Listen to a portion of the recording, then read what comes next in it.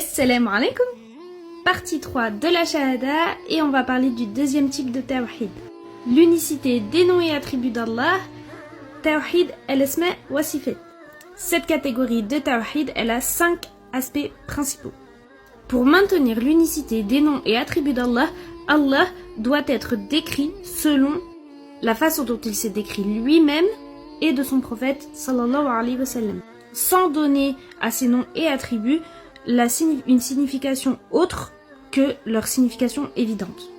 Par exemple, Allah dit dans le Coran: et afin qu'il châtie les hypocrites, hommes et femmes, et les associateurs, les associatrices qui pensent du mal d'Allah, qu'un mauvais sort tombe sur eux. Sourate 48, verset 6. Donc, la colère, c'est un attribut d'Allah. Mais il est incorrect d'interpréter sa colère comme une punition, sous prétexte que la colère est signe de faiblesse chez l'homme, ce qui n'est pas correct d'attribuer à Allah. La colère qu'Allah a annoncée dans le verset, ce n'est pas la colère que les êtres humains peuvent ressentir. Et on se base sur le verset où Allah dit « Il n'y a rien qui lui ressemble ». Donc, se fier à une interprétation dite rationnelle amène parfois au démenti même de l'existence d'Allah. Exemple, Allah se décrit lui-même comme le vivant. Mais le caractère du vivant peut aussi correspondre à l'être humain.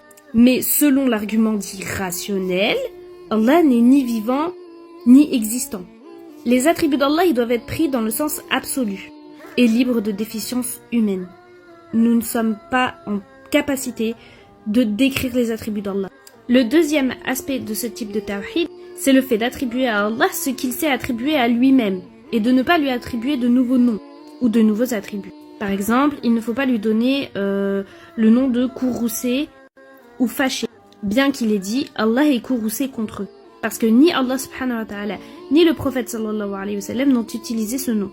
L'homme n'est pas capable de définir lui-même le Seigneur de toutes choses. Le troisième aspect de ce type de tawhid, c'est le fait de décrire Allah sans lui donner les attributs de la création. Par exemple, il a été dit dans la Bible et dans la Torah qu'Allah a créé l'univers en 6 jours et s'est reposé le 7e jour.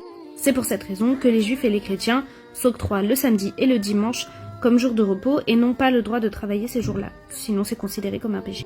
Or, il n'y a que les humains qui ont besoin d'un repos, qui ont besoin de se reposer après un lourd travail. Et dans la sourate Baqara, verset 255, Allah dit « Ni somnolence, ni sommeil ne le saisissent ». Aussi dans la Bible et la Torah, Allah il est décrit comme ayant regretté ses mauvaises pensées, comme peuvent le faire les êtres humains. Et l'annonce qu'Allah soit une âme ou est une âme anéantit totalement ce type de tawhid. Des attributs comme l'ouïe, la vue, sont des attributs aussi qu'on donne à l'être. Mais quand ils sont attribués à Allah, on ne peut pas les comparer à notre vision à nous, à notre ouïe à nous. Car Allah est parfait, et pas l'être humain. Le quatrième aspect de ce type de tawhid, c'est que l'être humain, l'homme, ne peut pas s'attribuer les attributs qu'Allah s'est octroyés à lui-même. Exemple, dans le Nouveau Testament, Paul prend la figure de Melchizedek, de Torah, et donne à lui et à Jésus l'attribut de n'avoir ni début ni fin.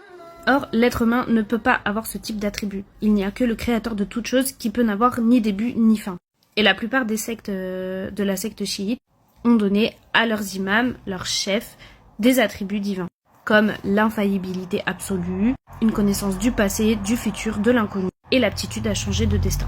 Et le cinquième aspect de ce type de tawhid, c'est que les noms d'Allah dans leur forme définie, donc avec le préfixe « el », ne peuvent être utilisés pour nommer les hommes, à moins qu'ils soient précédés de « abd », qui signifie serviteur ou esclave.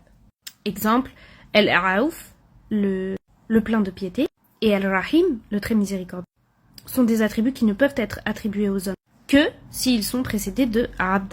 Exemple, « Abd el-Raouf », le serviteur du plein de piété, ou « Abd el-Rahim », le serviteur du tout miséricordieux.